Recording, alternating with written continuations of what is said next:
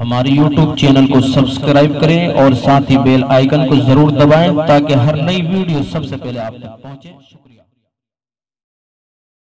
ایک بہت بڑی غلط فہمی جس کی اصلاح بہت ضروری ہے، اور وہ یہ ہے کہ بعض لوگ یہ سمجھتے ہیں کہ گھر میں ایک قربانی ہو جانا کافی ہے، اس لیے لوگ ایسا کرتے ہیں کہ ایک سال اپنی طرف سے قربانی کر لی، ایک سال بیوی کی طرف سے کر دی، ایک سال لڑکے کی طرف سے، ایک سال لڑکی کی طرف سے، ایک سال مرحوم والد کی طرف سے، ایک سال مرحومہ والدہ کی طرف سے۔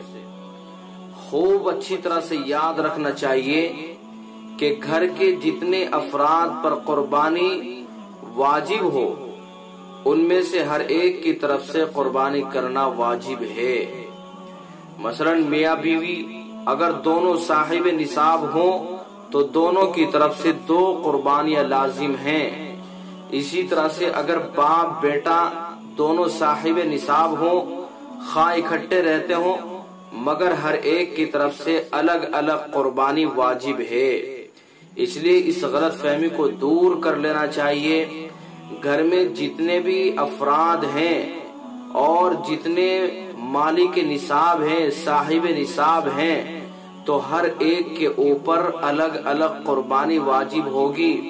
شوہر الگ صاحب نصاب ہے، شوہر کے اوپر الگ قربانی واجب، بیوی صاحب نصاب ہے تو بیوی کے اوپر الگ قربانی واجب، بیٹا بیٹی صاحب نصاب ہے، خواہ شادی شدہ ہو یا غیر شادی شدہ ہو تو ان کے اوپر الگ قربانی واجب ہے۔ خلاصہ یہ ہے کہ گھر میں جتنے بھی افراد صاحب نصاب ہیں ہر ایک کے اوپر الگ الگ قربانی واجب ہوگی۔ لہذا اس غلط فہمی کو دور کر لینا چاہیے کہ گھر میں بس ایک قربانی کر لی جائے اور سب کی طرف سے وجوب ادا ہو جائے۔ اس غلط فہمی کی اصلاح کرنا بہت زیادہ ضروری ہے۔ اسی طرح سے بعض لوگ یہ سمجھتے ہیں کہ قربانی عمر بھر میں ایک دفعہ کر لینا کافی ہے۔ یہ خیال بالکل غلط ہے، بلکہ جس طرح زکوٰۃ اور صدقہ فطر ہر سال واجب ہوتا ہے، اسی طرح ہر صاحب نصاب پر قربانی بھی ہر سال واجب ہے۔ تو ان تمام غلط فہمیوں کا ازالہ، ان کی اصلاح کرنی بہت زیادہ ضروری ہے۔